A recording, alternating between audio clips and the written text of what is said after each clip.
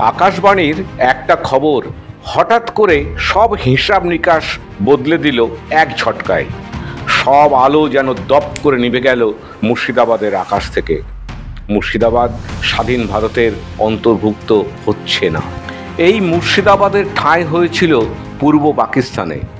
মুর্শিদাবাদকে ওপারে রেখেই দেশভাগের মানচিত্রের উপরে আঁচড় টেনে দিয়েছিলেন ব্রিটিশ ব্যারিস্টার সিরিল জন র্যাডক্লিফ।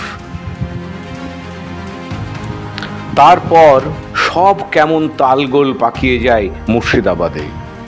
র্যাডক্লিফ লাইনের জেরে 3 দিনের জোরালো আন্দোলন শুরু হয় এখানে, যার ফলে 18ই আগস্ট ফের ভারত অন্তর্ভুক্তি ঘটে মুর্শিদাবাদের।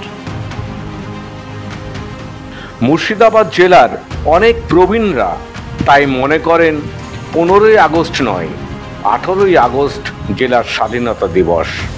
প্রতি বছর স্বাধীনতা দিবসের প্রাক্কালে এই 18 আগস্টের স্বাধীন মুর্শিদাবাদের কথা মানুষের মুখে মুখে ঘোরে। 1947 সালের 14ই আগস্ট মধ্যরাতে দেশভাগ ঘোষণার সঙ্গে সঙ্গে মুর্শিদাবাদ জেলা পূর্ব পাকিস্তানের সীমারেখার মধ্যে চলে যায়। পরের দিন সকাল থেকে এই জেলার সর্বত্র পাকিস্তানের পতাকা ওড়ে। এমনকি বহরমপুরের প্রাণকেন্দ্র ব্যারাক স্কোয়ার ময়দানে সেদিন পাকিস্তানের পতাকা তোলা হয়, পাকিস্তানের জাতীয় সঙ্গীত গাওয়া হয়। তখনই শুরু হয় ব্যাপক আন্দোলন ও বিক্ষোভ। বহরমপুর, কান্দি, লালবাগের বিভিন্ন জায়গায় আন্দোলন সংগঠিত হতে থাকে। দিল্লিতে তখন মুর্শিদাবাদকে ভারতে যুক্ত করা নিয়ে শুরু হয় জোর তৎপরতা।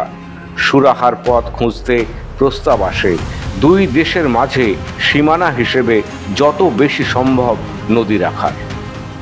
3 দিন ধরে তীব্র টানাপোড়েনের পর শেষ পর্যন্ত সিদ্ধান্ত হয় মুর্শিদাবাদ থাকবে ভারতেই। 17ই আগস্ট সন্ধ্যা নাগাদ দিল্লি থেকে খবর আসে মুর্শিদাবাদ জেলা ভারতভুক্ত হয়েছে। শুরু হয় স্বাধীনতার প্রস্তুতি। জেলার ইতিহাসবিদ ও প্রবীণ গবেষকরা বলেন, গঙ্গা এবং পদ্মা এই 2টি প্রধান নদী যদি পাকিস্তানের মধ্যে চলে যায় তাহলে কলকাতার বন্দর নষ্ট হয়ে যাবে, জলপ্রবাহ নিয়ন্ত্রণ করবে পাকিস্তান। এই গঙ্গার জন্যই পুনরায় মুর্শিদাবাদ জেলা ভারতের অন্তর্ভুক্ত হয়।